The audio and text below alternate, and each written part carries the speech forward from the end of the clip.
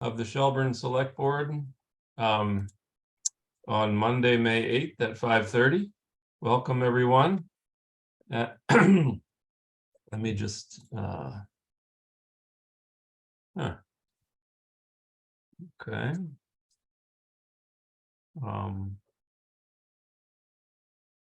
Where did that go? I'm just trying to find my agenda here.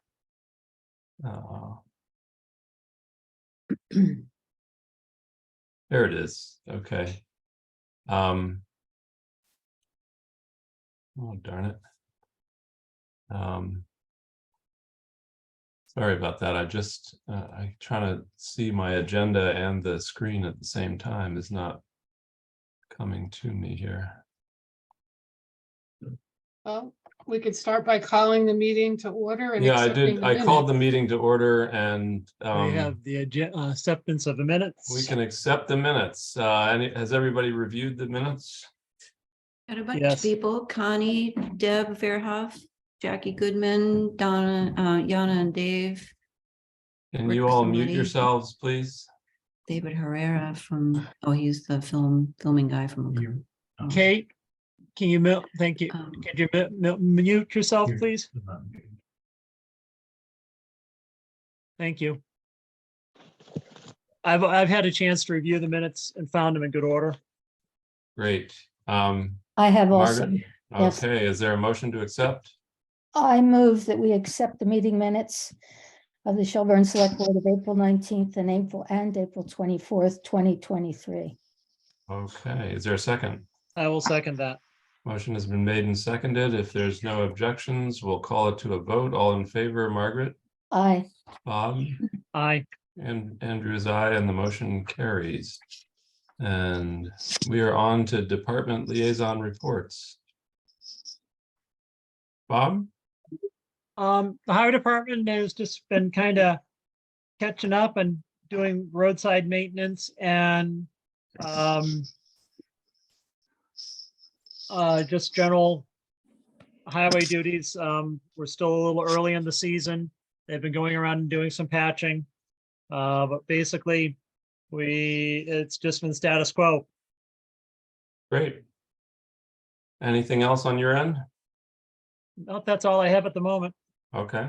Margaret? Yeah, just a very brief note about the library, the Arms Library.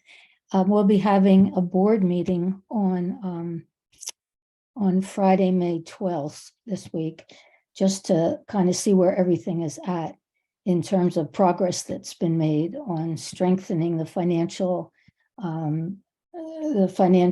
coverage and a variety of other improvements that the board has been making. So I'm looking forward to attending that meeting.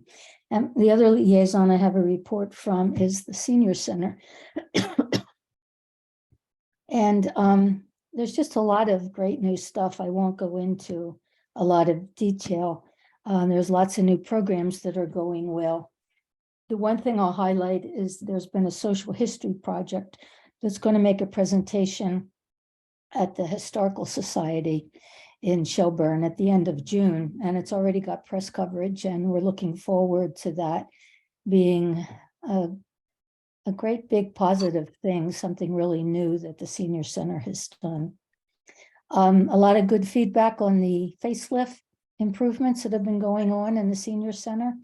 Little things make a big difference, and people are very excited about it. So that's good to know. If you haven't been there, you should stop in and see some of the new stuff. And the final thing is just that the director, Julie, is going for a huge grant through the Office of Elder Affairs. And it's $100,000 grant. And so she's hopeful about it. And what it would do is to buy seniors equipment like laptops and phones, and there'd be classes and tutorials on how to do medical appointments and access federal funding and state funding for some of the necessities that they have. And this would not only be an amazing boost, but it would also help alleviate really overwork that the outreach person has been under. She wanted me to tell you that she would need select board approval for the final submission. And it's due May 22nd, so you should be hearing from her about that. So please be aware of that and know that she's asked ahead of time for you to look at it and approve it. Who knows if she can get it or not, but I'm always impressed with all the things she finds out about and tries to get and has succeeded for the senior center. So that's that. Great. Well, thank you. Terry, do you have anything on your end from town hall? Just that I've spoken with the elevator company and that they hope that all the parts will be in the next 2 weeks. And then it will be about 2 weeks to schedule and implement the repair of the elevator. Oh, okay. Well, So that's hopefully within a month. that's much faster. You had given me like a 12-week timeline there on that last time we spoke, but Well, that Yeah. was back when we signed the proposal. So the overall plan was to have it up and running by the month of June. So I'm hoping we still meet that goal. oh, okay. Well, I'll let folks know. Well, let's wait and see if it happens Yeah, first before you no. let folks know. Right. No, I won't tell them it's fixed. I'll tell them that we may have a fix sooner than we thought. I was thinking more like end of summer, but well, we'll see, I guess. Yes.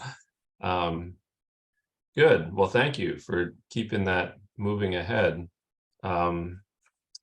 And Terry, I'm assuming that Buckland passed the shared services for the police department at They their did. meeting? They They did. They I did, yeah. I think I would have heard something about it if they had not, but so it sounds like we are one step closer to having a shared police department. I think that those does that have to go before the Attorney General before it's finalized? No, right now, the intermunicipal agreement between the two towns will be reviewed by council. And then there's just a whole lot of other things that need to take place between now and July 1st with our insurance company, benefits, that Greg and I will start working on once we take a breath. Okay. And what about recruiting people to serve on the advisory board? Once the intermunicipal agreement has been reviewed, and signed, then I believe that recruitment will need to begin between now and July 1st. Okay. And when would we expect to be reviewing the intermunicipal agreement as a board or for signature? Well, Mike Edwards has received word that both towns passed it. So it will go to town council for review. I believe that you all have seen a copy probably months ago, and I'll certainly forward another copy to each of you. But at this point, it's been approved by both towns and needs council's review before signing. Great. Yeah, I think the final legal act will be the Shelburne Selectboard and the Buckland Selectboard saying yes as boards and then signing, right? Yes. Yeah. Okay. Good. Well, we'll wait to hear from you then when it gets out of legal review. On the Village Task Force project, there is a rural village or downtown district grant that Jessica Atwood is working on with, I think, 4 towns. And Terry, are you joining that meeting on the 18th? Yes, both Heather and I have been invited to attend. Great. And do you need me to attend? It's entirely up to you. I added you to the list if you wish to attend because you've been a part of the process. Okay. Well, I'll see how my schedule unfolds. I have it on my calendar, but I'm starting full-time work next week, so I don't know how that's going to work. On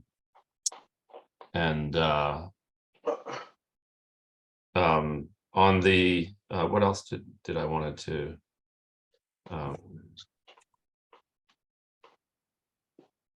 I think the other things, there is an FRTA meeting coming up, and and we'll be talking about the other things I've been liaisoning with as we go ahead. And thank you to all three of you, Bob, Margaret, and Terry, for getting through another town meeting together. I think we got a lot done and had some lively discussions along the way. So we'll go forge ahead here. Well, we're a little bit shy of our first appointment. So I'll just do a quick check-in on Terry, do you want to provide any updates on the pavilion project to the board? I think the board was made aware at our last meeting that the tech school will not be working on the pavilion until this fall, that the trusses were going to be 4 weeks for fabrication, and there just wasn't enough time left in the school year. So the picnic tables have been put back.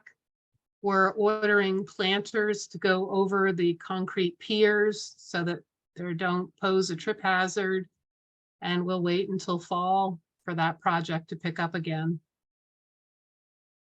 Yeah, the piers are most of them are pretty well protected by the benches themselves, so I don't see any immediate problem, but I think that sounds like a prudent move to have those little planters in place. Yeah, I just didn't want anyone to catch their ankle. So once we get the planters, the bottoms will be cut out. They'll go over the Right. pier and we'll put some plantings in there. Great.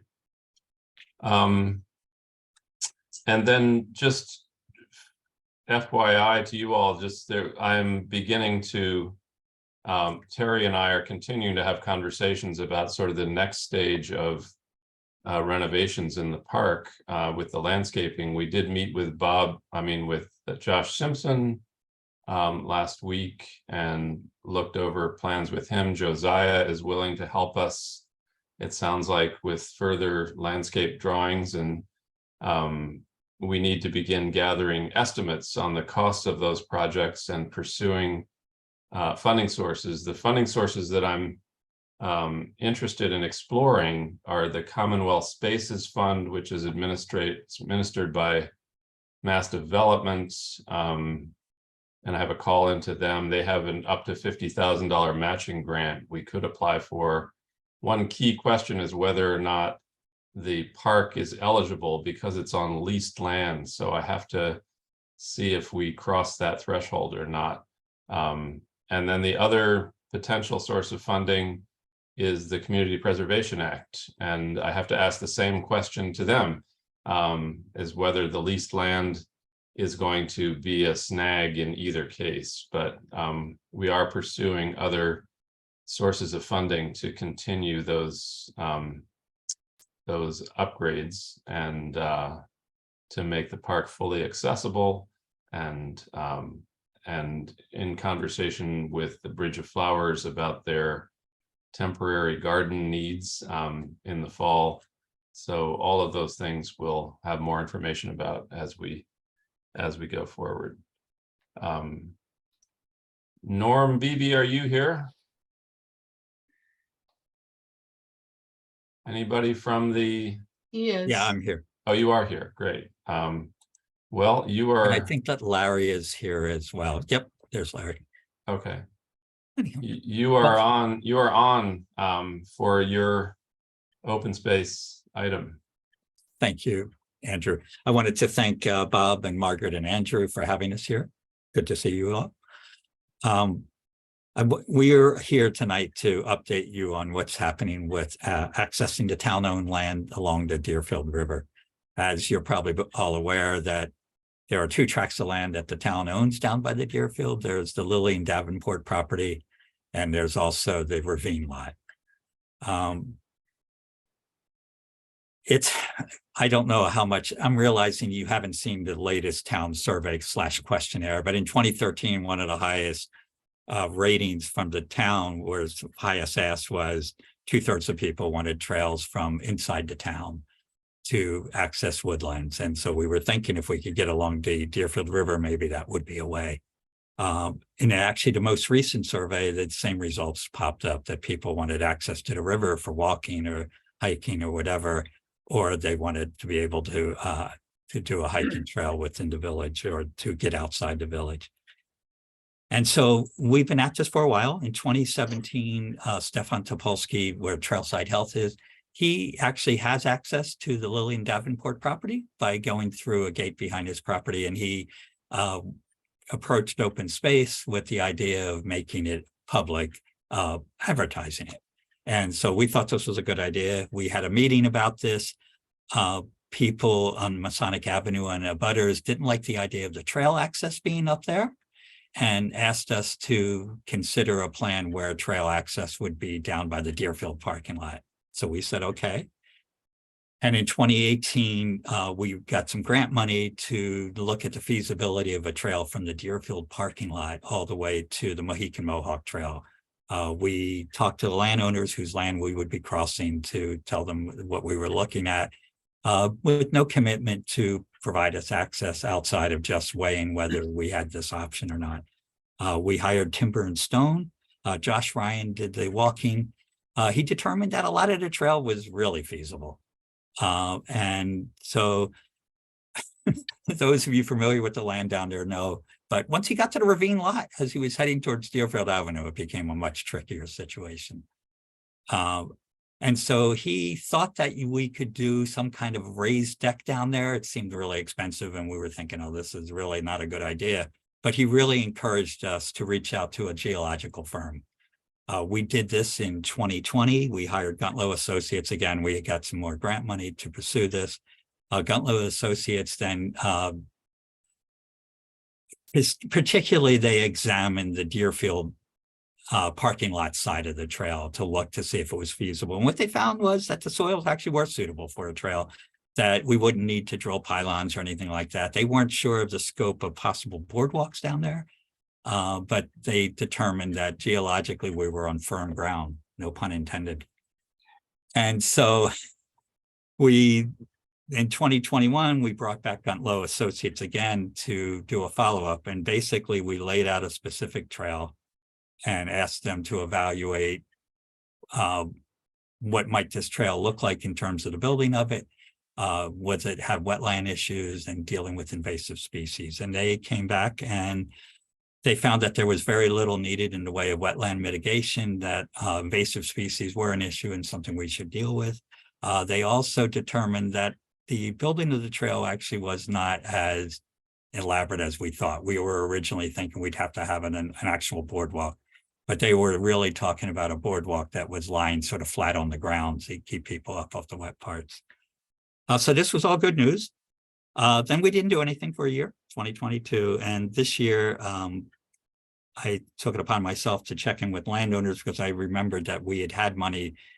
The next step up, and this is all just to determine the feasibility of a trail. The next step in that plan was that we needed to do a survey, literally get a surveyor in there to look at, those of you that have been around a while know that we used to have Mill Road down there. Mill Road ran along the river, went from the Deerfield parking lot to, I don't remember how far it went, but it's still listed on deeds and things like that. And so we wanted to get some clarity. We were going to use that as our access point, whether it still exists. If it doesn't exist, then it would mean that half of the road probably went to the landowners towards the Bridge Street side and half to the Riverside folks. But we needed to get answers for that. And so the next step on that is to get a survey and also to lay out possible easements, that if the town does decide to go forward at some point, we'll be set up to do easements. And that's kind of where we're at. So we're looking tonight to get your blessing for the survey, and also to, we had checked in with the town attorney in 2021, and the surveyor, Larry can talk about that in a minute. The surveyor had some questions also for the town attorney in terms of how the easements should be laid out. Wanted to be sure they're on the same page so that we don't set them up. And then if we do go ahead with the trail, the easements would not be set up properly. And Larry, do you want to contribute something to that? Well, I just wanted to say that we did go out and talk with a number of surveyors. Surveyors are not easy to reach. One surveyor didn't return my calls. Another surveyor no longer does field surveys. Another surveyor declined to look at the job because he's too old. But we did get a bid from a surveyor and talked with one who is very reasonable. And looks like he could do the job for us at a very reasonable price within the scope of our grant money that might still be available. Yeah, and actually, I'm just thinking, Larry, one thing that I probably should add is when I checked in with the landowners this time around, I had been talking to John Lawless for a number of years. And then John referred me to his brother, Bill. Bill was not comfortable. He was comfortable with us looking at his property from, I don't know which side you would say that is, but the Sweetheart parking lot side, but not Deerfield parking lot side. And we thought that this might be problematic, but when Larry and Jim Perry talked to the surveyor, he said that it's really not an issue because there is no plan for us to put the trail on the Mayhew Steel property. The plan is either to put it on Mill Road, and if Mill Road doesn't exist, to put it on the, I'm always saying this backwards, I think it's the north side, the side towards Bridge Street.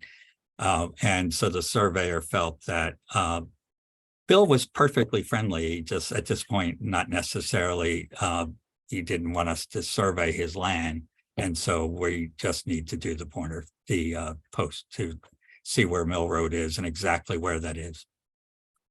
And Yeah, well, I'm just going to add that what we're really looking for is to define where Mill Road is and find out where the center line of it perhaps was, because if it is no longer a town road, then the land would go to butters on each side. So we would need to know where the center line of that road was.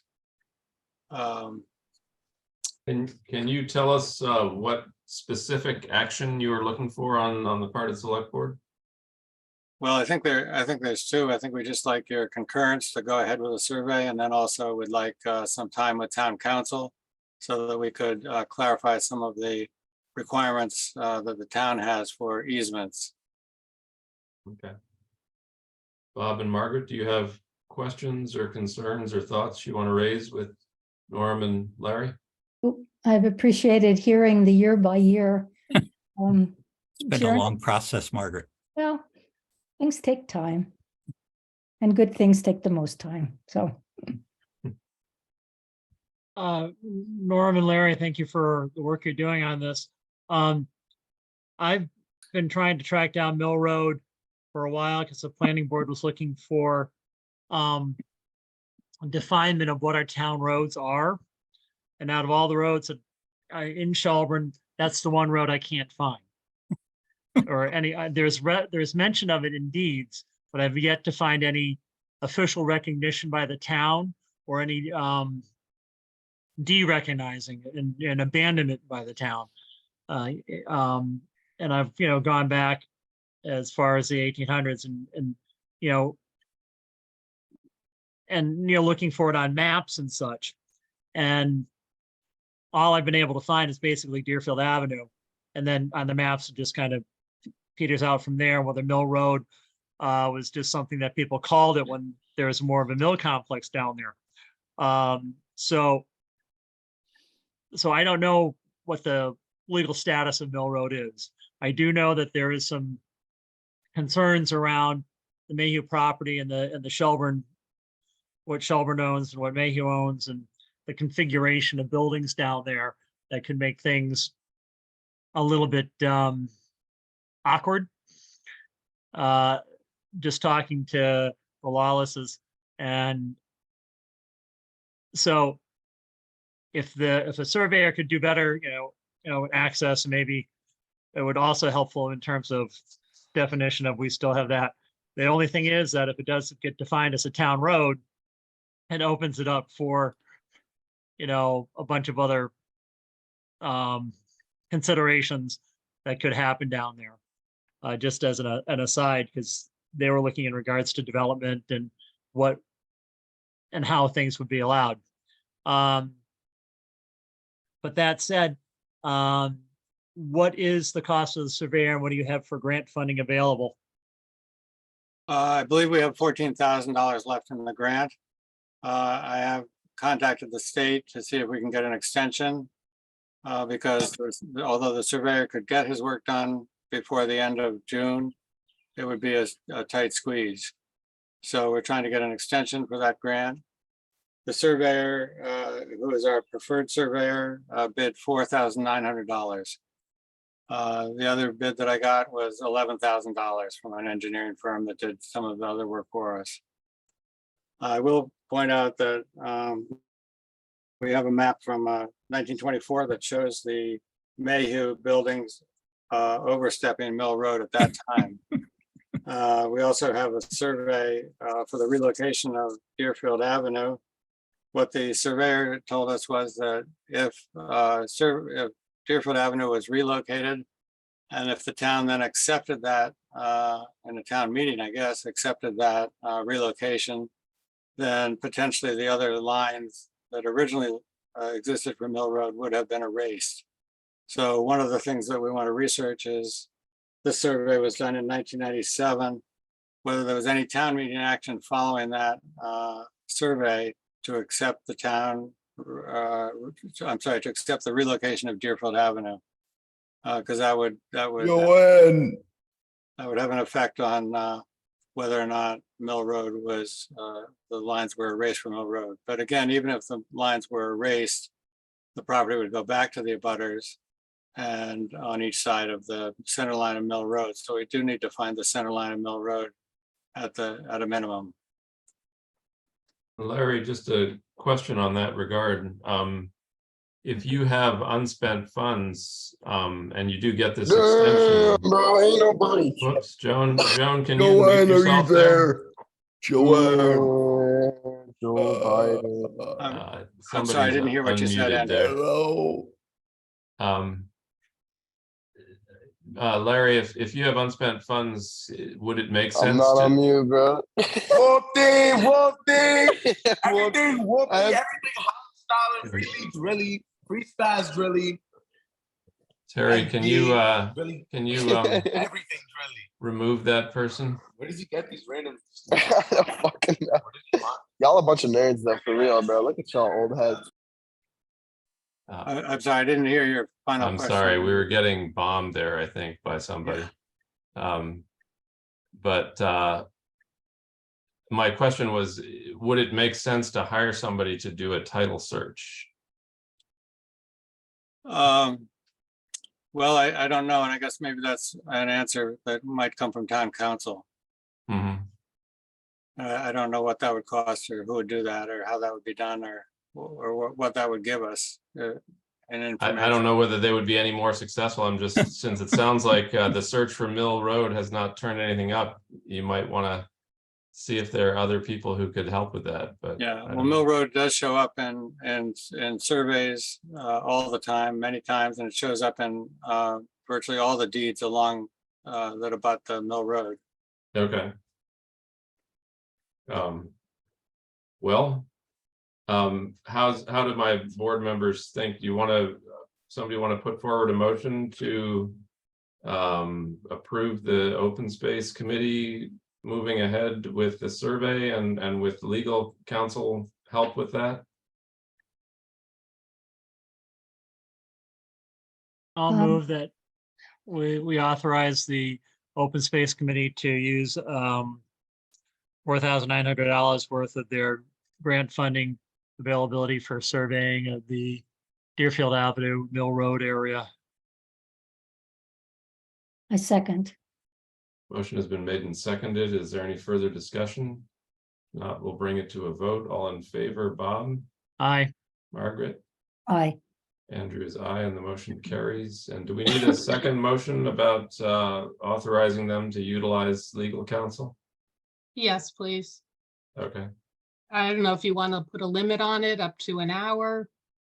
what do you think? What do you think is needed? Well, we could easily go for an hour, I think. Can your grant funding be applied to our legal counsel or not? I don't know, that's an answer for Terry, maybe.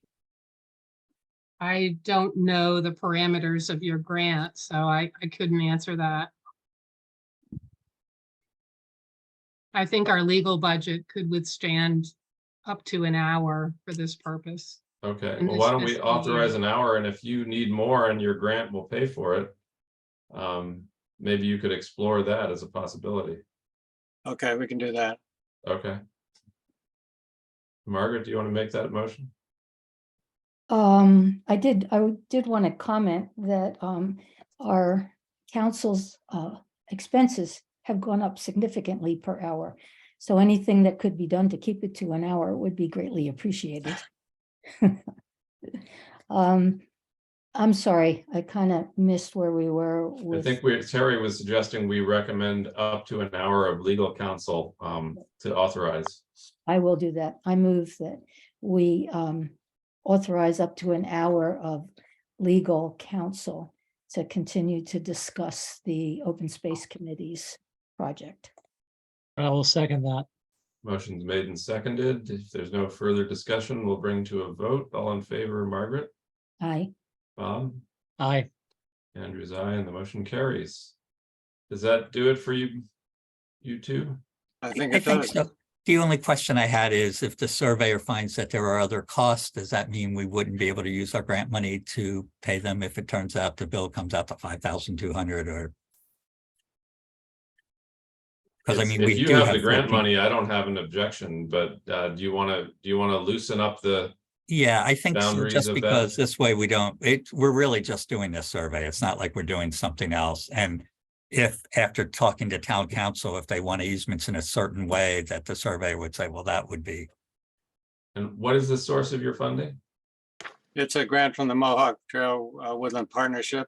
Oh, okay. So should we just amend our motion to just say authorize you to use Woodland Partnership grant funds for your survey? That would be good. That Thank you. would be good, yeah. Is that a friendly amendment, Bob? I am okay with that. Margaret? Me too. Okay. All in favor of that friendly amendment? Margaret? Aye. Bob? Aye.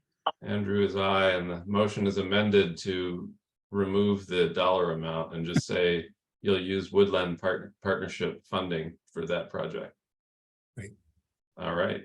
Okay, and we'll look into also if the legal expenses are higher than the hour, whether we can use grant funds for that as well. Great. Well, good luck. Thank you for the updates, and I hope you have success with the next steps. Great. Thank Thank you, you. Andrew. Thank you, Bob. Thank you, Great. Margaret. Have And a thank good you, evening. Terry. Thank you. Yeah, All right. bye-bye. All right, and our next public hearing is for proposed safety improvements on Old Greenfield Road and Coleraine Shelburne Road. Terry, who do we have to speak with about that? I believe Mark Shippey's on the line and possibly Terry Walker. I'm not 100% sure. Okay. And Mark, are you here with us? Mark is here. Yes. Hello.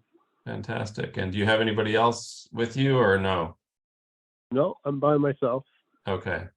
So give us the update. What's going on?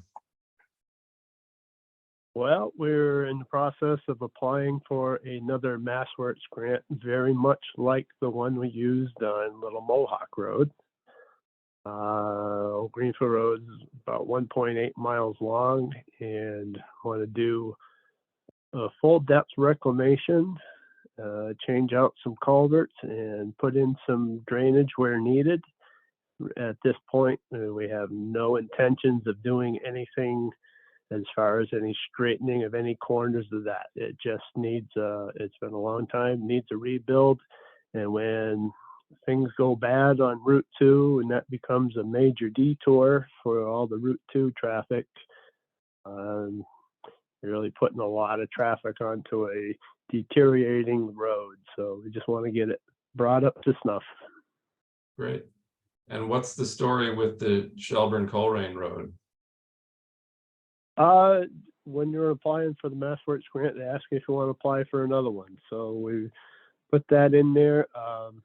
Given the amount of traffic it gets and the major road that it is in town, The first part of it has a lot of catch basin structures on it, and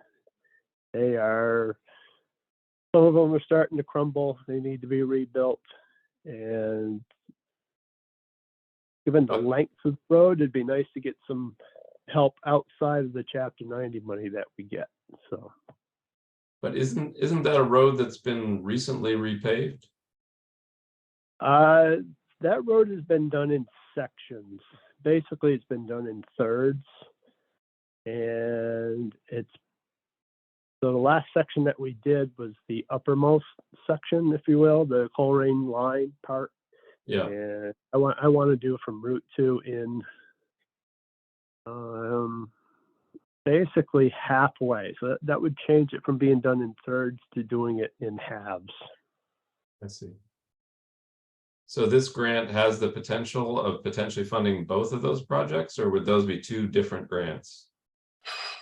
They would end up being two different grants, and in the feedback we got from our initial expression of interest was we're more than welcome to try to get two, but they might end up competing with each other. So I would prefer, if we're only going to pursue one, I'd prefer the old Greenfield Road one because it's in much worse shape. Great. Anything else we need to know about either of those roads? I don't think so. We're hoping, well, Greenfield, we've sort of been in contact with Greenfield, but it just seems to have fallen to a dead end as far as clarifying what each town is looking for. But on Old Greenfield Road, on Greenfield's end, they have that bad spot where they had the edge of the road let go on a sharp corner, so they put up Jersey barriers probably between 15 and 20 years ago, and they're in the process of getting a grant to fix that. So we're hoping. Oh, number I should use your name, bro. No, I don't. Hello? Yeah, hi. Oh, I'm hoping that between Greenfield getting their grant, it's known that when two towns are going for grants on the same road, that the likelihood, it increases your chances of getting the grant to fix that road up. So Coleraine has been approved for MassWorks grant for their stretch of the Coleraine Shelburne Road. And Greenfield's going for the grant to fix that bad spot on their end of the old Greenfield Road. So we're hoping that amplifies our chances of getting a grant. Great. Yeah, I did attend that One Stop for Growth meeting a few weeks ago and heard about those tandem projects with two towns applying sort of for their different stretches of road, and that sounds like an opportune moment to go after these roads. Bob or Margaret, do you have thoughts or questions for Mark? Go Go ahead, ahead, Margaret. Bob. No, No, go ahead. Yeah. I'm glad to hear this come up because Old Greenfield Road is so terrible. And if, I guess you said we need to have two motions for the two separate roads, or could we make a motion to seek them to be covered by the same grant? And I'm glad also to hear that that's more likely with a partner, with Greenfield as a partner for one of them. So just clarification about what kind of emotion you're looking for. I believe we should treat them as two separate ones. Okay.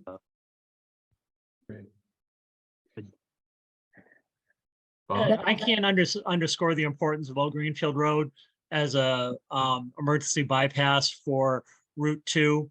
From basically, it is one of the easier detours for if Route 2 gets closed from that point to basically the bottom of Greenfield Mountain. Otherwise, traffic gets lost literally in trying to get them off of Route 2 and then down the Brook Road and then out through the meadows. Where this way, once we get them on one road, we can keep, say, eastbound traffic going there and then trying to do westbound traffic a different way. Because I would hate to meet a tractor trailer on Old Greenfield Road coming through with the amount of traffic. But I can't underscore the importance of that road and maintaining it, because it has been used numerous times over the year as a primary detour, and any repair on it would be greatly appreciated. I have one Great. other question, Mark. Is there still that spot on Old Greenfield Road that's one lane? Yeah, that's on Greenfield then, and they're in the process of getting a grant to fix that. Is that part of this grant? No, we didn't really make great connections with Greenfield, but we're going to take the approach in the final application for the grant to make sure that we mention that Okay. Greenfield is attempting their end, and at the very least, we're going to ask Greenfield to mention that we're trying to fix up our end. So I don't know that we're truly going to get together. I don't know how that would work. Two towns actually working together, but hopefully the mention at least is going to help their chances. Okay, thank you. Mark, I just had one other question, which was, when I attended the one-stop workshop, they really highlighted public safety being the key argument for competitiveness on these MassWorks grants. But in the last round, when we got the grant for Little Mohawk, there was also seemed like a pretty strong emphasis on tourism and economic development. Is that still a criterion that you guys have to speak to or not? It is, yes. Okay, because it seems like there's a pretty good case for Shelburne Coleraine, which has a fair number of tourism related attractions on it in the orchard, destinations there. But I'm not quite sure about Old Greenfield Road in terms of its, I think it has a very strong public safety argument that Bob has outlined. What's your thought on the economic development side? Well,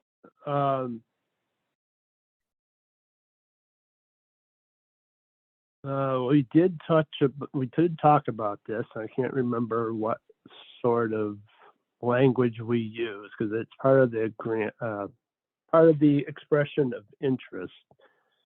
I don't remember outing.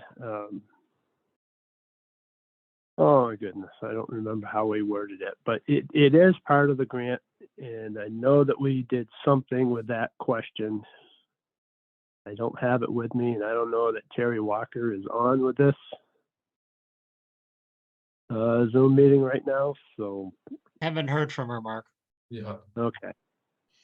Well, that's okay. No, I'm just curious, because it seems like in some ways there's a stronger argument over there on Shelburne Coleraine Road, and if Greenfield Road is your priority, you're going to have to do some work there to check that box. Well, Yeah. economic development, in tourism, there are several hiking trails off of Old Greenfield Road that that Margaret and her family has generously allowed folks out there. And so there is that component for it. In terms of economic development, it's used as a shortcut. You'd be amazed at the amount of people that will travel that road in the morning and the afternoons to avoid Route 2. It's also a shortcut. So it helps a lot of people get back and forth to their businesses. But in terms of tourism, there are nature preserves out there that can be brought into play for strengthening the grant application. Good. All righty.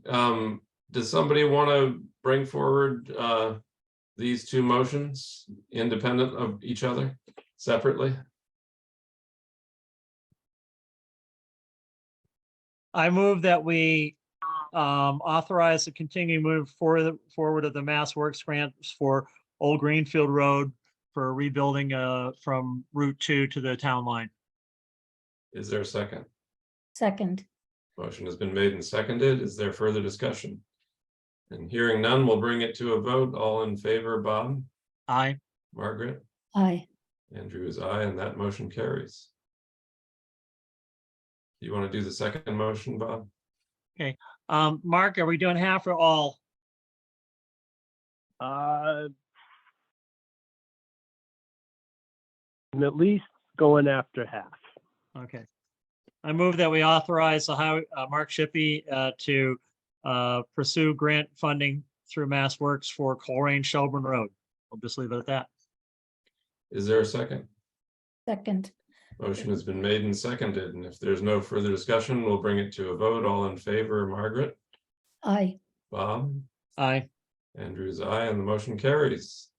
Does that cover the bases, Mark? I believe it does. Fantastic. All right, and was that a public hearing we were just doing, Terry? So do we need Yes. any action to bring our public hearing to an end, or are I would we? ask if there's anyone in attendance that would like to comment. There we That's the go. only- I was just gonna think about that. So yeah, that's the only thing we Right, missed. right. Is there public comment about our MassWorks grants for Old Greenfield Road and Shelburne Coleraine Road? Hi. Hearing none. Oh, go Hi, ahead. no, this is April. I just want to support it. I think it's awesome. Thank you. Thank you very much. Very good. Thank I you, would like to April. second what she just said. I drive that road quite a bit to avoid Route 2. And it's really a mess, and I'm delighted to hear that their Greenfield is going to work on that one lane section of it. So that's awesome. Thank you all for your work on that. Great. Any other public comments? Hearing none, we'll bring the public hearing to a close and move on to our next item of business, which is under old business, and it is streetlights. And I think that is the item that most of you are waiting to have us take up. The select board did have a informational meeting with Eversource on Friday of last week, with Terry in attendance and several representatives from Eversource who were there to answer our questions about the streetlights. And we did, I thought, gather a fair amount of information, and I still have some unanswered questions, but I did get a lot of questions answered. I took a few notes, so I thought I'd just sort of begin by sharing what I learned, and maybe Terry and other board members can fill in any pieces that I may have missed along the way. But the very first question we asked was whether there was a time window for accepting Eversource's offer on replacing our streetlights with LEDs. And the answer we got was that there is no time window. So they seem to be very flexible in that regard in terms of when we might initiate that full transition. We did confirm that the demonstration lights do not yet have shields on them. There was one shield that was put on to address a specific complaint at 58 Water Street, and that was placed on the front side of the bulb. The Eversource says the shields are on order and that they are still committed to putting them on the lights, but the shields are not in yet, so that part of the project cannot begin until they arrive. And when they do arrive, one question we asked is whether a light can be fully shielded front and back and all the way around.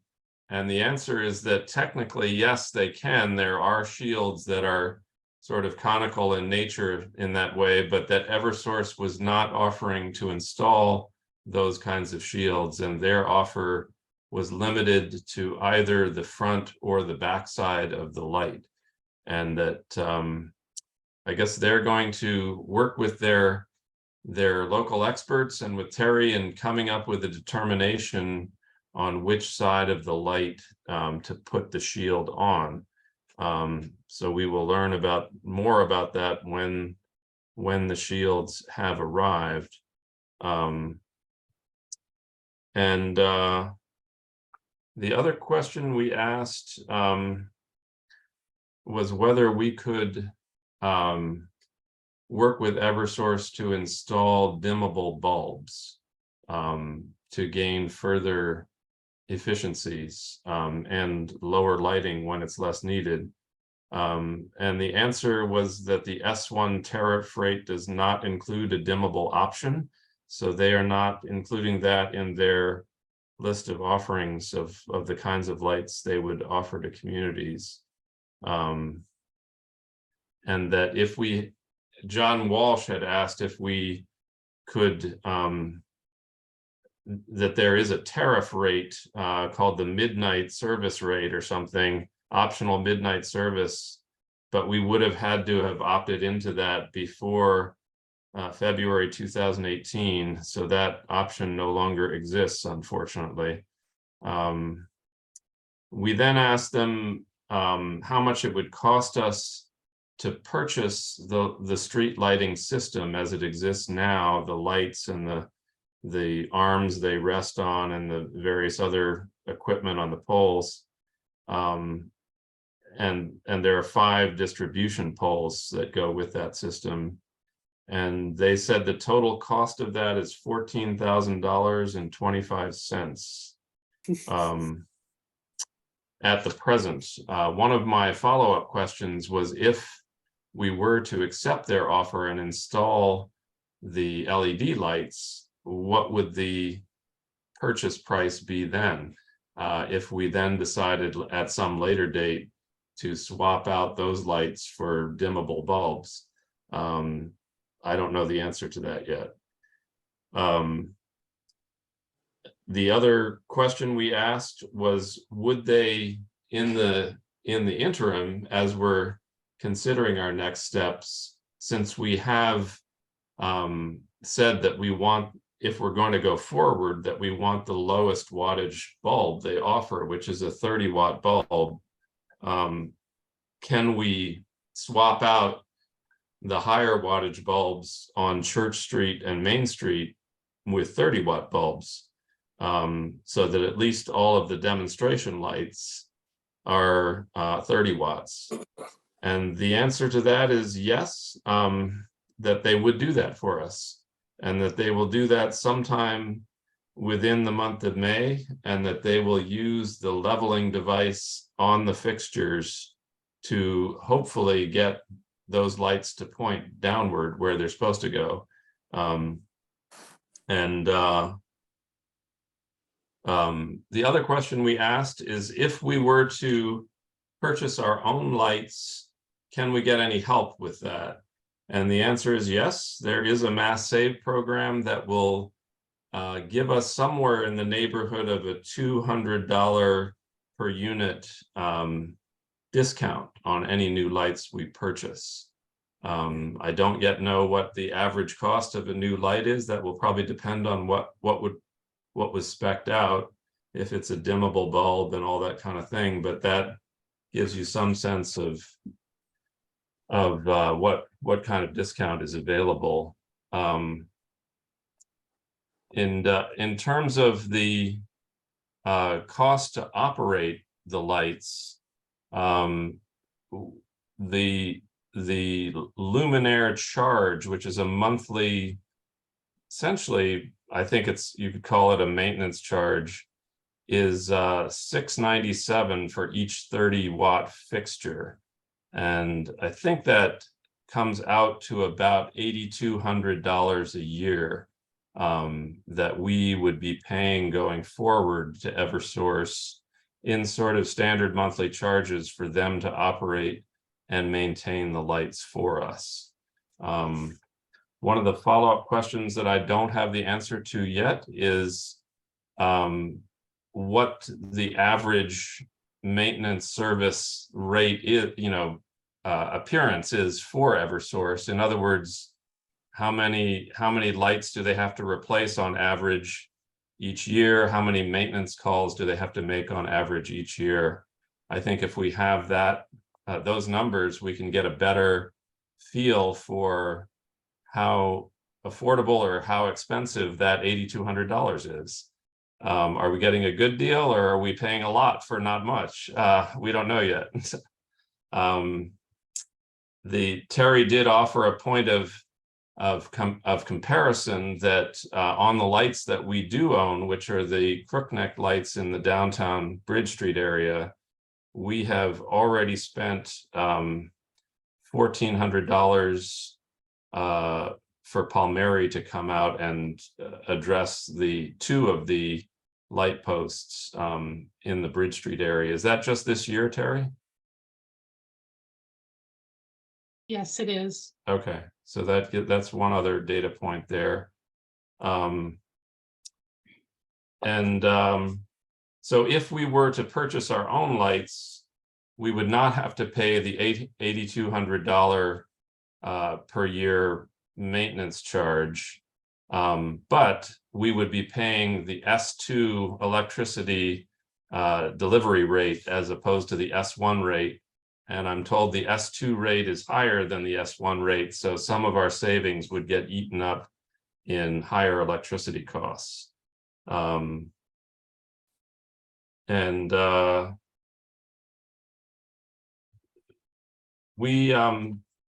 think we have, the other thing we learned is we have, in addition to the 30-watt bulbs that would be installed, we have, I think, 4 currently 250-watt high-pressure sodium bulbs in, I think, behind the Keystone Market or other places where there's kind of high illumination.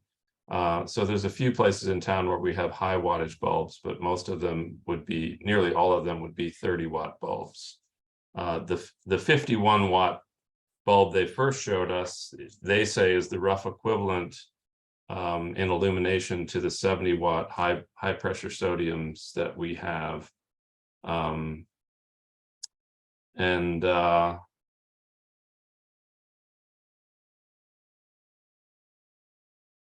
think that's most of what I've got here. The other question that I have put in to get an answer to from Eversource is how much it might cost per light to install new lights in the rural area if there were rural residents that wanted additional illumination. So that's a question that I have out there still to gather. But I think once we know what the cost of the new lights are, and that we can begin to, now that we have more information, we can begin to develop a sort of side-by-side comparison of what purchasing and owning our own lights would cost us over time versus the Eversource S1 model with the $8,200 service charge, and what that would cost us. So that's where I came out with the meeting. Terry, were there key points that I missed there along the way? No, I think you've covered them all. Okay, Margaret and Bob, is there more that you heard that I didn't hear? Not more that I heard. I was glad to attend that meeting, and Andrew, you did a great job of pulling together all the things. I think there are still some unanswered questions, and other people are working on that. I know John Walsh has been working on a lot of the details that I don't even understand. My concerns are about the shields, how effective they are, and I would want to push back more on that. And the conical shield sounds like a good solution, and I'm not sure we could provide those. I don't recall from the meeting, because I think there's some combination of factors that would make it a lot more agreeable, both financially and with other things. I did, and I think you made reference to this, Andrew, but I'm not sure. There are still unanswered questions. And one of them I wondered about, I think you made reference to it, is if we decide to go ahead with Eversource, is there a point of time in which we could switch to this new system without any significant financial repercussions? Because 20 years is a long time to wait. I mean, we'll be in a different world. I think about where we were 10 years ago, and by 2 years from now, let alone 20, we really will have a whole different set of choices before us. Do you recall if there were, what the answer is about that, or is that one of those questions we still need to answer? Yeah, I think there is. Which question in particular was that, Margaret? Can we at any point say we were to go ahead with the Eversource plan now? Yeah. Can we at some point in the future make a switch to another plan without any penalty? Well, I think that is one of the follow-up questions, and I guess that's one of the cost questions that I had as a follow-up, which is essentially, if we go now, I mean, if we were to buy out the system now and purchase our own lights, we're buying high pressure sodium bulbs that are pretty much superannuated and, you know, are going on the scrap heap. If we were to buy out the system 2 years from now or 3 years from now, we would be buying out 100 new, fairly new LED lights. And I don't know what an LED light costs yet. So that's one of my follow-ups is that price tag going to go up a lot, you know, in the next, you know, if we go for this as a kind of interim solution, is it going to be very expensive to then swap it out? My guess is that it's going to be more than the 70 watt bulbs that we've got now, but I'd like to get that number. I think the other key thing that we did talk about with them is that I think I was pretty clear that I would not feel comfortable voting to proceed without seeing a full demonstration of what the offer is, which is a 30 watt shielded leveled light. And they did commit to giving us that demonstration, but I don't know if we got a specific date of when they would have at least one of those for us to look at.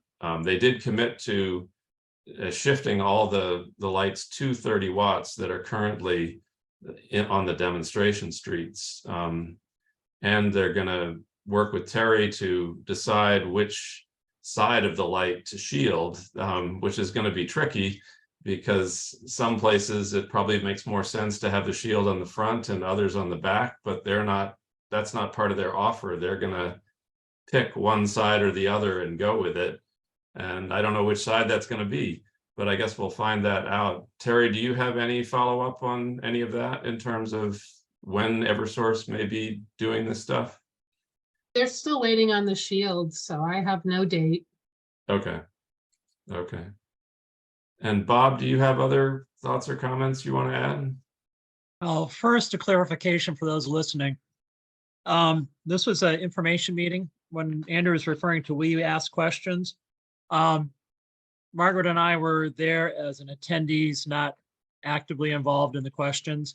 And this has been the first opportunity that we've had to talk about the meeting and our thoughts and opinions. So it was very much an informational meeting, and it was just that. And I just wanted to make sure that people are aware and concerns about open meeting laws. This is the first opportunity we've actually openly discussed this. Secondly, I thought Eversource was very accommodating and only reinforced my belief that they're actually understanding the concerns of the community and willing to, and obviously has been shown and willing to work with us. And, you know, through their, you know, changing of the wattage from the various test lights to get all of them onto the same page and to get up the shield, that we also have to understand that they have to function within as the, you know, within their regulatory capacities that they have to define, as Andrew mentioned. But overall, I thought the meeting was informative, and just reinforced like they are willing to and understand the community needs.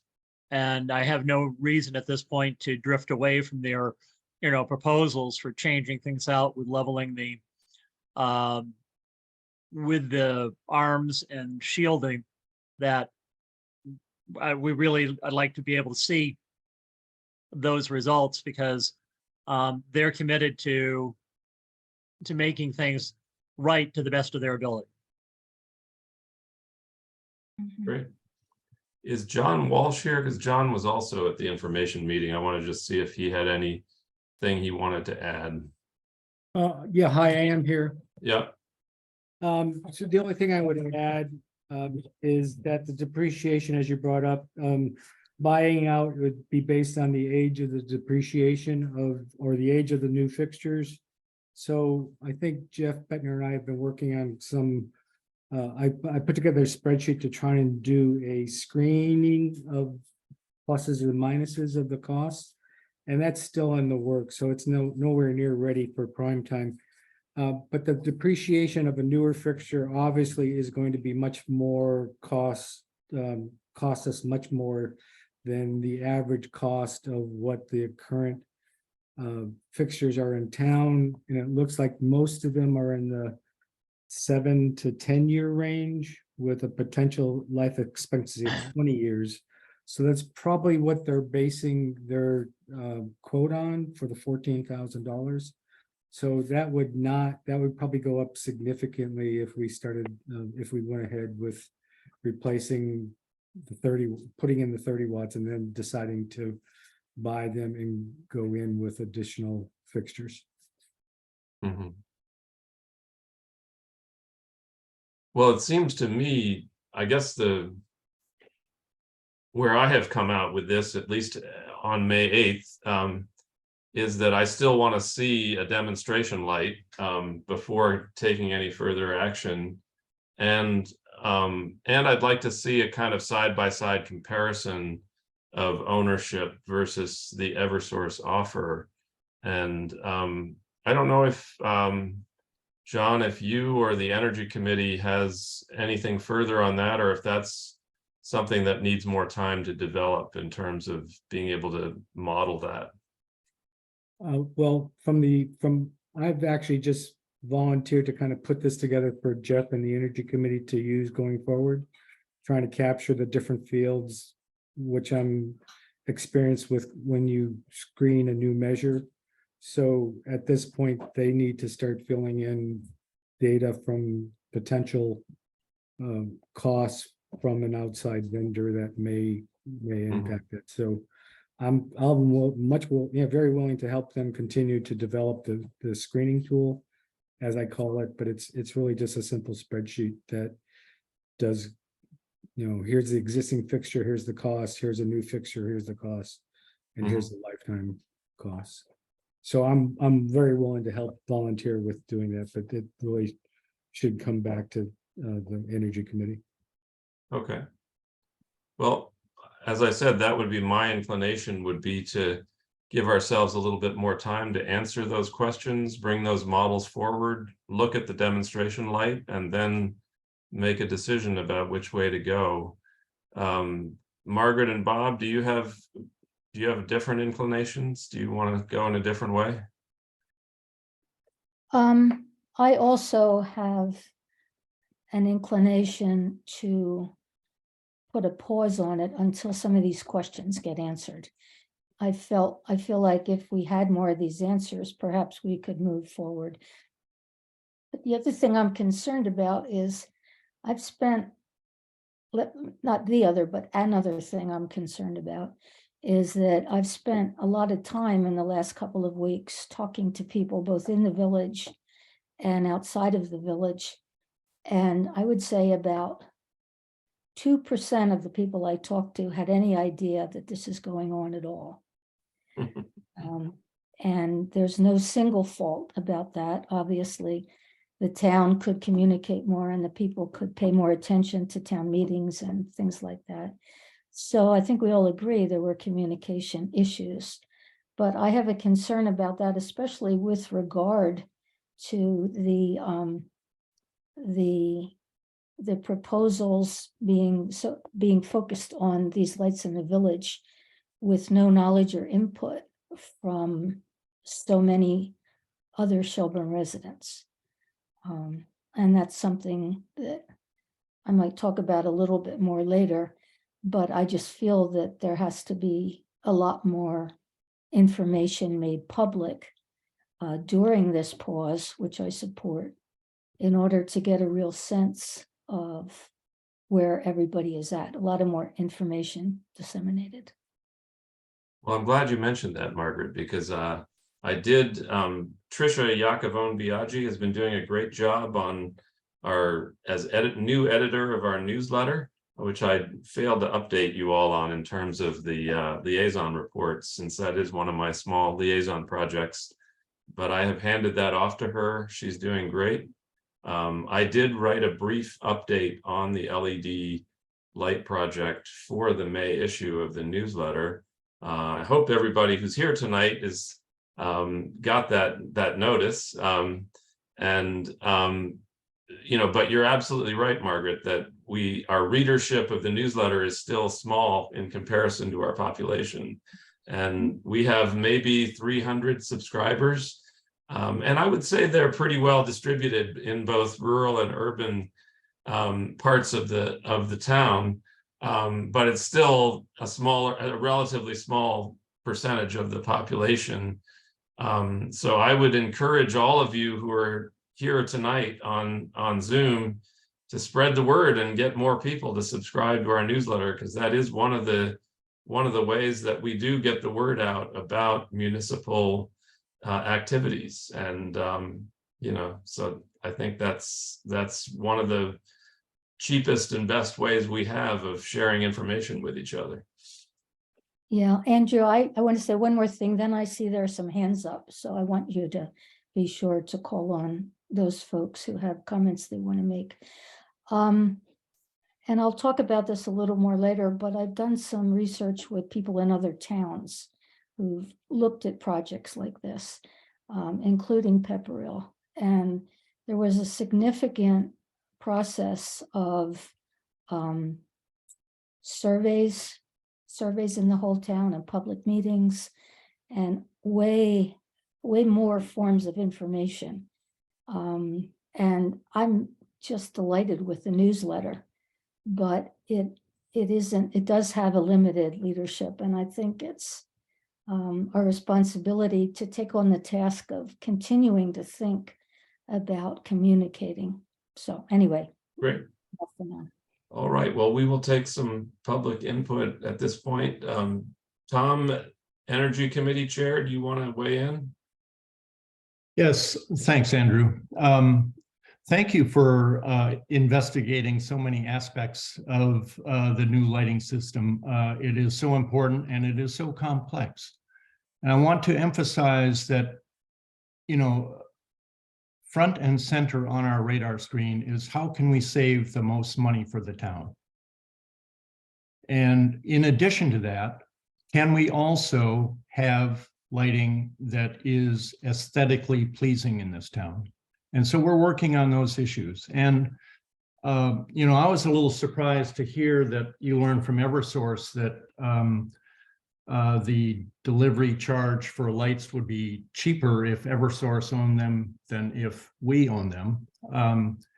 I just looked at the latest electric bills for both Buckland and for us.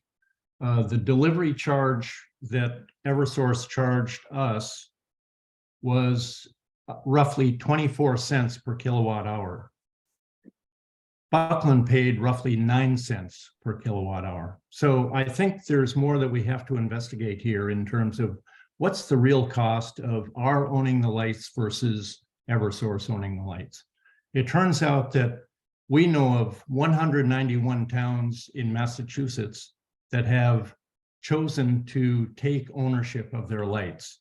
And we've heard from Real Term Energy, who is a consultant in this lighting business, street lighting business, that roughly 75% of the towns in Massachusetts own their own light systems now. So, you know, these are complex issues. we on the Energy Committee want to investigate this, and our intention is to have lights that we all like and to save the town as much money as we possibly can. Great, thank you. That's it. Jeff Bettner, did you want to add anything to that? Jeff is also on the Energy Committee. Thanks, but actually he just covered pretty much everything I was going to say. So I'm totally in agreement. It's really basically Massachusetts has had about 75% of the towns in Massachusetts have now bought the poles from the utility companies and made major savings in doing it. And I was just at a meeting last week for decarbonizing communities and talked to a number of those towns. And so we're just starting to get to learn how the heck to do this, because it seems really strange, but Eversource seems to change how they do it for almost every town. Pepperell paid about $1 per pole to get their poles back, and they had 400 poles. Nantucket, they're charging like $300,000 to get their poles for the whole island.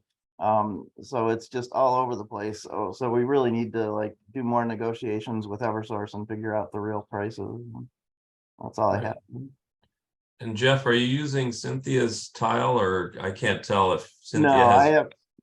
Oh, there you are. Okay, thank you. Cynthia, you have your hand up then. Yeah, I had it, but I Okay. took it down. Cindy's got her team. Okay. Hi, thanks. Yeah, I'm really happy to hear that Margaret's concerned about the communications issue, because I think that's a real biggie, that more people really need to be able to weigh in on this. And I'm wondering whether the tax bill going out in June might be a good opportunity to reach all taxpayers at least. I know that I was reading a report from the Nantucket group that took over their lighting system. They had a real full-fledged report that's really, really helpful. And I think it was them that had a survey form so that people could weigh in kind of a standardized way about what they thought about the trial light. So that might be something to look at. I really like your ideas there, Cynthia. I'll give a little public service announcement for the Energy Committee to say that Cynthia is our part-time staff person for the Mass Save Communities First project, which is aiming to help all of us, residents and businesses, to become more energy efficient and make use of Mass Save incentives for all kinds of things, from insulation to heat pumps to solar to you name it. And so if you want to explore any of those things further, you should get in touch with Cynthia, and she will help you to the next step. But we have used the tax bill mailing for some of that kind of information work, and I think that's an excellent idea for reaching a broader swath of Shelburne residents. Does anybody else want to make a quick comment before we move on? Oh, Kate, yes. Oh, Dave first.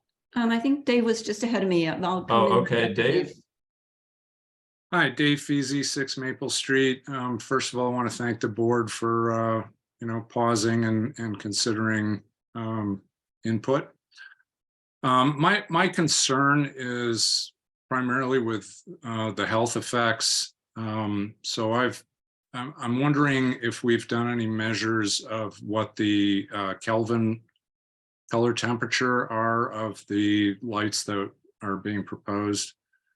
There's an AMA, American Medical Association report from 2016 that recommends no higher than 3000 Kelvin. And I believe that there are, warmer LED lights available. So I don't know if anybody can answer that question, if there's been an analysis of the 30-watt bulbs. Barry, do you have that information offhand? Yeah, I can mention 3,000. Yeah, the 30-watt bulbs are 3000 K. They are 3000 K. Okay. And the higher wattage bulbs are higher Kelvin. So they're at the upper end of your range, and I'm told that some of the warmer lights that the town of Pepperell and others have chosen are lower in kelvins. They're more in Right. the 2200 range. Yeah. 2200 in Pepperell. Yeah. Yeah. Kate, did you have a comment? Yeah, two quick questions. Thank you, Margaret. You're addressing your 2 points really quick. About the cost of the retrofit. We won't know until we call our own numbers with what's up to date for us. But I can say that Davis, California was one of the cities that did a wonderful thing by jumping in early, except that then the technology changed and they put in 4,000 K, and shortly afterwards, a few months afterwards, the population just said, no, these have to come out, and they went with 2,700 K. This is in 2014. That town, Davis, California, spent $350,000 to change out 650 lights. So that was back in 2014. It remains to be seen what it will be for us, but that was to replace the LED lights that went in that the townspeople then didn't want. So that's quite a bit. And then just one little other statement or concern I have about the shields that are going to go on if we have to choose the front shield, which I didn't actually see a front shield in the spec sheet that came around, just a back shield, the back shield being the one that goes closer to the arm. If that shield had been chosen, then it's just once again to focus on Jill, since that's front and center with what we're aware of. Her house would have gotten many more times brighter. And unfortunately, when her shield went on the front, the house behind it is now getting really, really slammed with light. And actually it stretches all the way across the green until you can see a vivid shadow if you're walking that way from that particular shield on that light. And so I'll just leave it there, but just two points of concern that I share with Margaret. So great. Any other hands up that I'm not seeing? Yes, Margaret. I just have a couple more comments and questions. I've also done some research in other towns that have gotten these systems. And although I would love to see this system at some point in our town, I think it's great. But I'm concerned about the road to get there and how long that will take. And I guess I would like, and I just have all the confidence in the world in the Energy Committee, but I would love to see a comparison with some towns more our size and with the things that we have to deal with. I did a little bit of information seeking about Pepperell, and that's been brought up so often. And I know you say there's all these other ones. I would really love in this study to see a comparison of a smaller town more our size, because Pepperell has 12,000 people in it, and the majority not rural. So a lot more support, I think, could be gained because so many more people in the town were affected by it. And that's one of the concerns I said earlier that I continue to have, which is attention being paid to the rural part of our town. There are 1,800 people in our town, and a petition of 80 is great for the village, but we need to remember the whole of Shelburne. Pepperell has a staff of 120 people. Many of them are part-time, but the people who are going to be asked to maintain and operate and pay for the lights are people on our very, very tiny staff. I think it would be great to own our own system if we really have the wherewithal to do that. Pepperell does, and I don't think we don't. And I also, a comment from one of the people in Pepperell was that even though their project was so big, it took them 2 years to do it, and they had a lot of people working on it, and they didn't think that it could be less than that for us. So I just have questions about the time stretch. And again, I'd like to put more things in the pot for the Energy Committee that I'd like to hear answers on. I did quite a bit of research into the dimmable aspect of things. And in Eversource, we missed the boat there, but I got actually advice from, or I got an opinion from Pepperell that if they had to do the dimming capability, they would not do it because it costs a fortune extra on top of just the lights.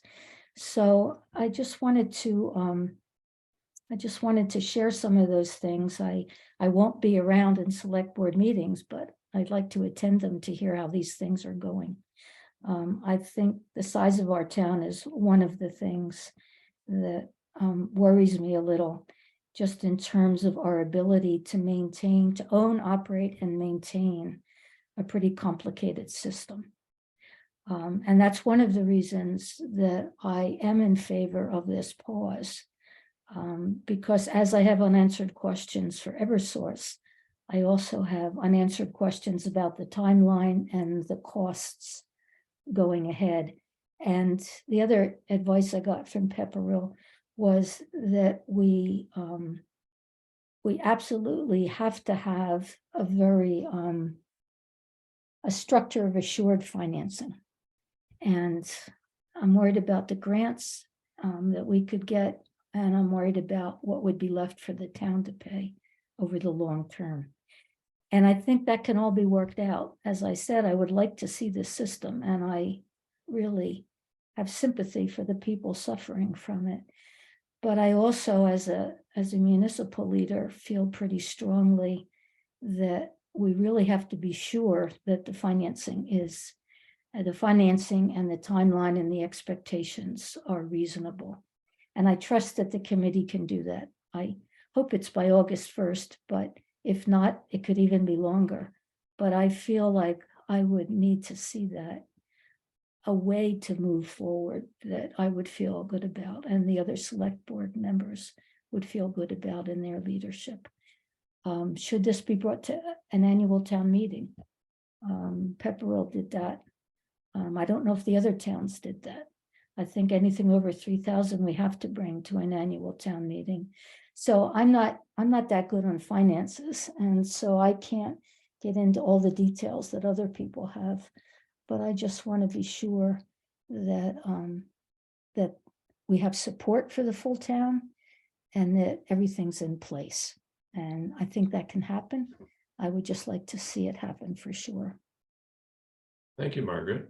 And yeah, I think those are excellent suggestions, and I would endorse the relevant comparison idea. And I think one town we can certainly look at, which is not far away, is Buckland, which has opted into the ownership model using some grant funding, but they now have to explore the maintenance costs. So I think we can learn right beside them as they are developing their ownership model.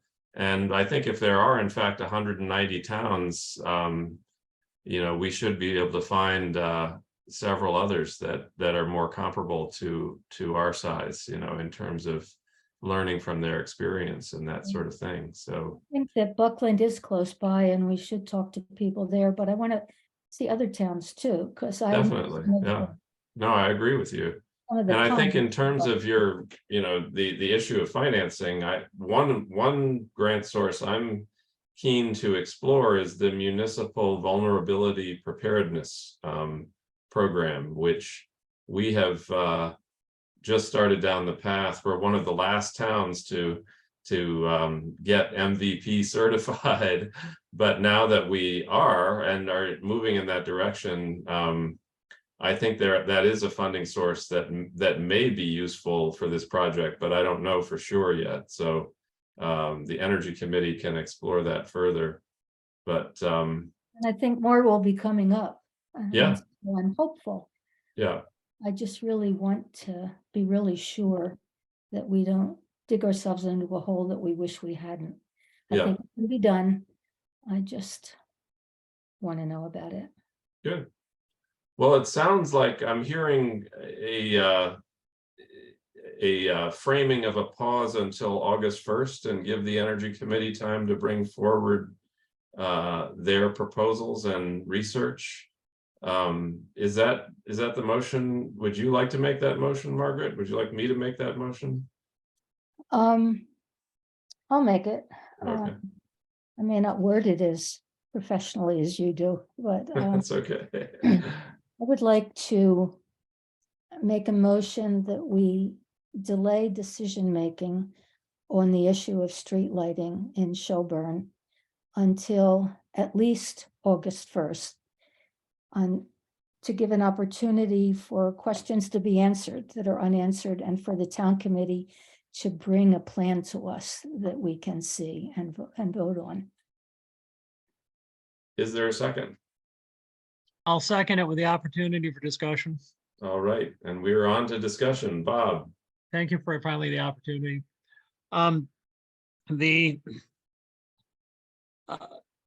Just for clarification, when we refer to pause, we have to make sure that doesn't mean that we ensure that the test lighting goes up, because that's going to be one of our biggest components.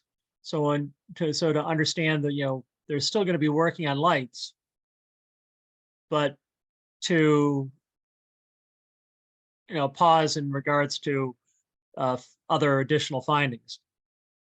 In addition, we also have to take in consideration that if we just do nothing, and as time goes on and the lights go out and Eversource comes in and replaces bulbs, they will automatically replace them with LED bulbs at their own particular wattage. So keeping the present system without doing anything, the net result will be, as lights go out, the LEDs are coming in regardless. So it's important to understand that there's still going to be, this is a work in progress. We have voted to accept this work. We're just now, as stating, pausing for a brief moment to just get a little bit more information, and that we still need to continue moving this entire project forward in one direction or another, and not just abandon it completely. Yeah, I would agree with your characterization there, Bob. I share that understanding of the meaning of the word pause, that we have accepted in the past the Eversource initiative, and we're just raising questions about when we want to implement that, or if we want to implement that. But by pausing, we are still maintaining our ask for Eversource to complete its pieces of the bargain in terms of both giving us a shielded demonstration light and bringing all the demonstration lights they've put in so far to the 30-watt level, and they've made those two commitments. So I expect those will go forward, and that come August 1st, we will either say yes to the Energy Committee's proposal, or no, or we need more time, or yes to the Eversource proposal, or no to the Eversource proposal. I think we have all of those options still on the table. That's it. Thank you. Great. Margaret, anything further on your end? No, I think both you and Bob have covered everything that I wanted to have covered, and I certainly agree with Bob that we need to not pause everything, but to continue working with Eversource to see if they are able to create or offer a product that seems to work for the town. Yeah, and by saying pause, we are not yet rejecting Eversource's offer. So it's still an offer on the table, and it's still one that we might accept in the future. Great. Well, if there's no further discussion, we'll bring Margaret's motion to a vote. All in favor, Margaret? Aye. Bob? Aye. Andrew is aye, and the motion carries. And we are paused until August 1st, or until at least August 1st, I think was the language. So thank you all very much for those of you who came for this particular item. And if you came for the rest of the select board agenda, we are on to the West County Services District Board of Managers. There's no report on that. Okay. And the Franklin County Tech School, any update there? Unfortunately, the candidate who was interested let me know that she's no longer interested. So that position, we're still seeking a representative to the school committee at the tech school. Okay. And those of you who are on the call, consider yourselves potential candidates there. If you'd like to serve the town in that capacity, we could use a rep to the tech school. And the Veterans Memorial, Terry, anything further there? No, I'm waiting for the Arms Library Board of Trustees to meet to see whether or not they'd be interested in hosting the memorial at their location. Okay. And we still have a possibility at the Historical Society, yeah? I have not spoke to them yet because the veterans' preference is that the memorial be located on a parade route in town. I see, okay. All right, well, we'll wait to hear more about that. And we have Beth Barron request for appointment to the Shelburne Cultural Council. Have you all had a chance to review her nomination? Yes, I have. I feel that she would be a good addition to the Cultural Council. Yes, and I agree with that. Great. Is there a motion to that effect? I move that we appoint Beth Barron to the Shelburne Cultural Council. Is there a second? Second. Motion's been made and seconded. If there's no further discussion, we'll vote. All in favor, Margaret? Aye. Bob? Aye. Andrew's aye, and the motion carries. Thank you, Beth, and we look forward to your service on the Cultural Council. Vote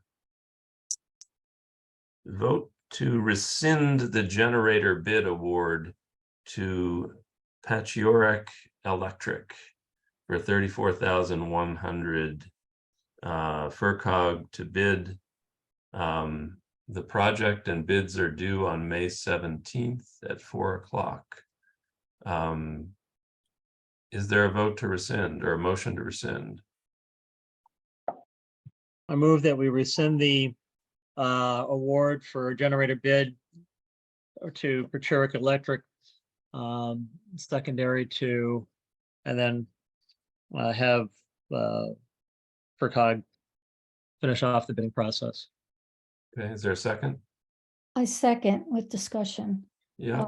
I just want to clarify, is this the generator for the police building? That's correct, yeah. Yes, that's correct. One of the bidders contested the bid award. They did not feel that it was a level playing field. And although our emergency management director supplied the same specifications to each of the bidders, according to procurement, which I was unaware of, Chapter 30B allows the town to obtain 3 proposals when seeking goods and services, but there is a provision, and I'm not sure how new it is, that anything over $10,000 must be publicly bid. So that's why we're rescinding this and having the FERCog create the bid specifications, and they've resent them out to everyone. Great. Any further comments or questions?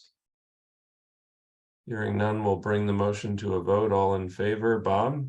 Aye. Margaret? Aye. Andrew's aye, and the motion carries. And do we have any other business? I had raised one item. Do you have other business, Terry? No, just that I know Cynthia Bettner had suggested sending out information in the next tax bill.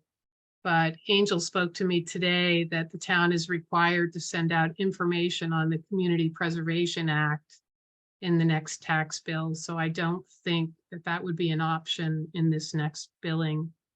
Oh, okay. Well, perhaps we'll have other opportunities there, but that's a nice segue, because that was my next item of other business, was that now that we have passed the CPA article establishing the bylaw, the governance bylaws for the Community Preservation Act.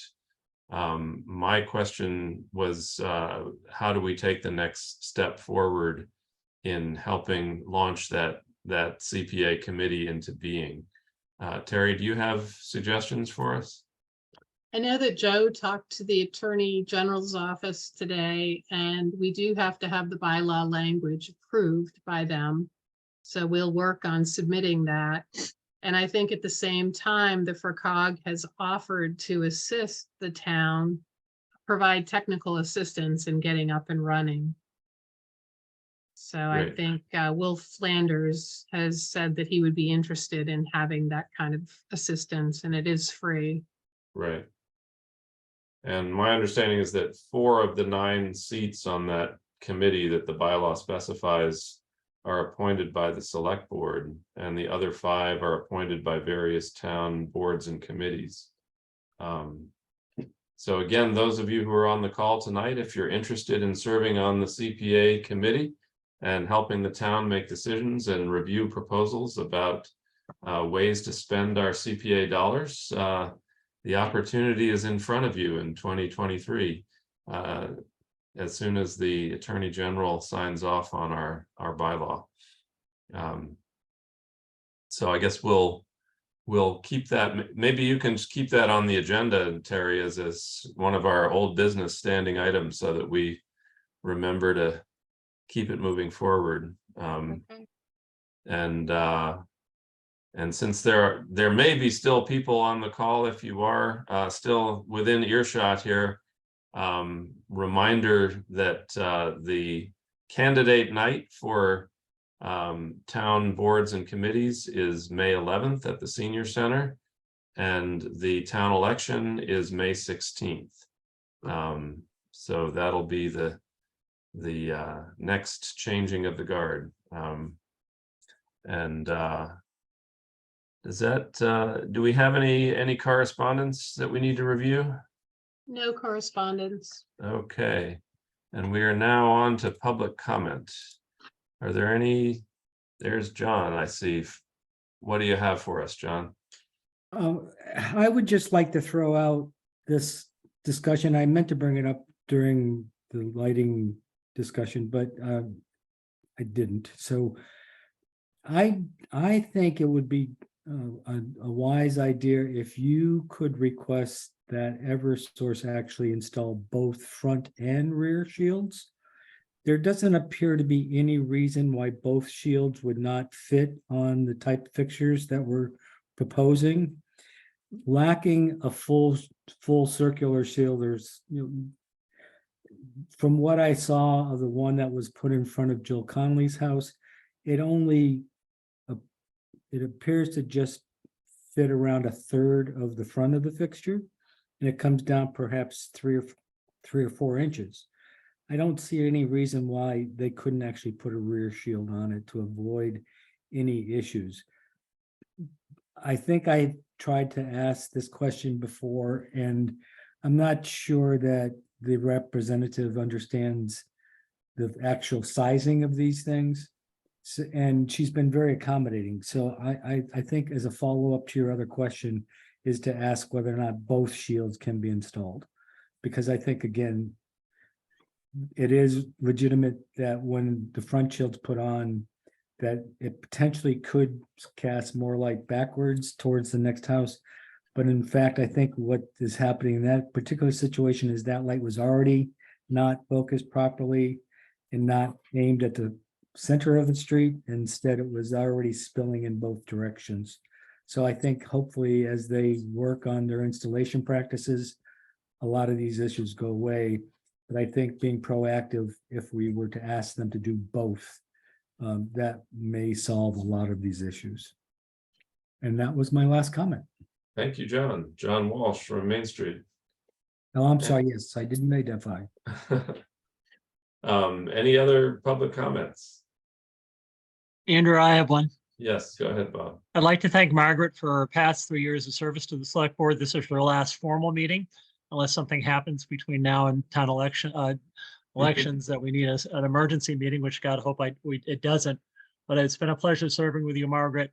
You have provided a lot of insight to this board, and your presence will be missed. Thanks, Bob. I give a hearty second to that. So there was no motion, but there should be. So all in favor? Aye. Aye. Any other public comments? Well, hearing none, we'll bring the public comment part to a close. But yes, again, thank you, Margaret, and thank you to everyone for joining us at this meeting and staying engaged with both the streetlights and hopefully with other issues in front of the town. And we will see you at our next meeting in 2 weeks. Terry, anything else before we adjourn? No, all set. Okay. Is there a motion to adjourn? I'd like to make the motion to adjourn. So a second. All right. And all in favor? Margaret? Aye. Bob? Aye.